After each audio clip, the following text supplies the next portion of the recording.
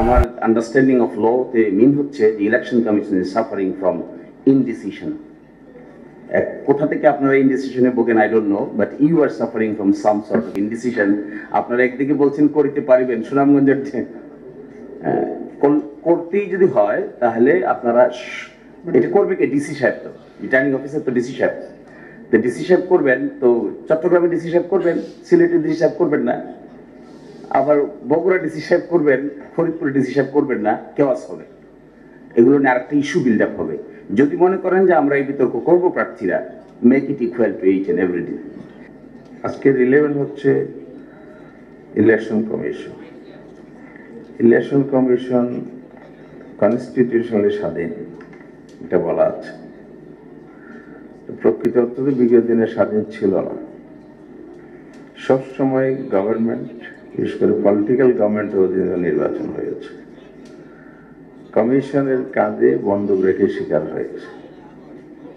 সবাই যেন ওনারা করেছেন, অপরাধ সব করেছেন, ইলেকশন কমিশন দিয়ে কাজে লাগিয়ে জাতিকে বোকা বানানোর চেষ্টা করছে। যাই ড্রাইভার ইলেকশন কমিশন করে এসেছে, যার পরিণতি প্রিভিয়াস ইলেকশন কমিশনের যারা দায়িত্ব পালন করেছেন বিগত 3টি নির্বাচনে তাদেরকে ভুগতে হচ্ছে। আমরা এটা পুনরাবৃত্তি চাই না। স্বাধীন হতে হলে তো অবশ্যই সাহসী হওয়া দরকার। আমরা আশাবাদী আপনারা সাহসী, এবং সেখানে শুধু সাহস দেখালে হবে না, স্বচ্ছতা, নিরপেক্ষতা, ন্যায্যতা এগুলো এনশিওর করতে হবে। কারণ জবাবদিহিতা মানুষের কাছেও করতে হবে, আল্লাহর কাছেও করতে হবে। এটা এনশিওর যদি আমরা করতে না পারি, তাহলে স্বাধীন কমিশন আমরা কাগজে দেখব, বাস্তবে দেখতে পাবো না। এই জন্য আজকের সংলাপটা আমি মনে করি খুবই গুরুত্বপূর্ণ, তাৎপর্যবহ।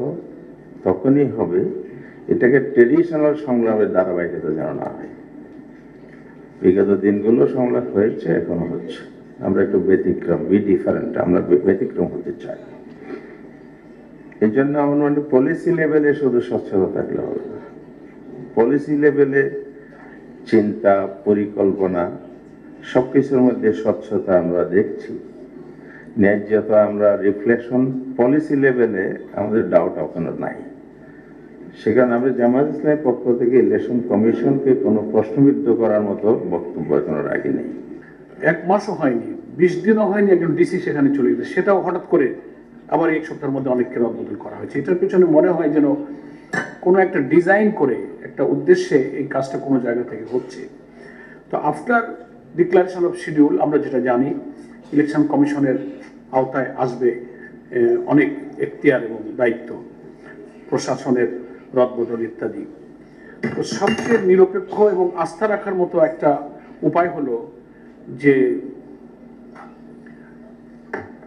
লটারির মাধ্যমে ট্রান্সফার করে দেওয়া। যার যেখানে তকদিরে আছে সে চলে যাবে, এটা নিয়ে কোনো কোশ্চেন থাকে না। কিন্তু আমরা যখন এটা কথা, আমরা মাননীয় প্রধান উপদেষ্টার সাথে ওই বিষয়ে কথা বলেছিলাম যে আপনারা এরকম করেন, কোশ্চেন থাকবে না। তো সেখানে ওনার বক্তব্যে বোঝা গেল যে, পরিষ্কার না করলে আমরা বুঝতে পেলাম যে কোনোভাবে কোনো জায়গা থেকে কেউ এটা শুরু করেছে। সেটা কি কোনো প্ল্যান কেউ করছেন, কেউ জানছেন কি জানছেন না, একেবারে কিছুটা অস্পষ্ট কথা ওনার থেকে বোঝা যায়। তো আমরা তো আর নির্বাচন কমিশনই হচ্ছে নির্বাচনকে সুষ্ঠু নিরপেক্ষ করবার জন্য তফসিল ঘোষণার পর আমাদের একমাত্র আস্থার জায়গা। সেখানে আমরা একটু আপনাদের দৃষ্টি আকর্ষণ করলাম যে একটা চেঞ্জ। আমি ইতিপূর্বে 2-1টা ইলেকশন কমিশনের সময় দেখেছি যে তফসিল ঘোষণার পরই একদিনে, এক রাতে সব ডিসি, এসপি, পুলিশ সুপারদেরকে রদবদলের ঘটনা ঘটেছে, যাতে কিন্তু আস্থা রেখেছে, কমপ্লেন ছিল না। এরকম একটা সিদ্ধান্ত না নিলে এখন যা হচ্ছে এটা কিন্তু একটা পরিকল্পিত একটা ইন্টেনশনে এটা কিন্তু করা হচ্ছে। এটা আমরা আবারও একটু গুরুত্বের জন্য আমি যোগ করলাম। নেক্সট হচ্ছে ত্রয়োদশ জাতীয় সংসদ নির্বাচনের সঙ্গে কিন্তু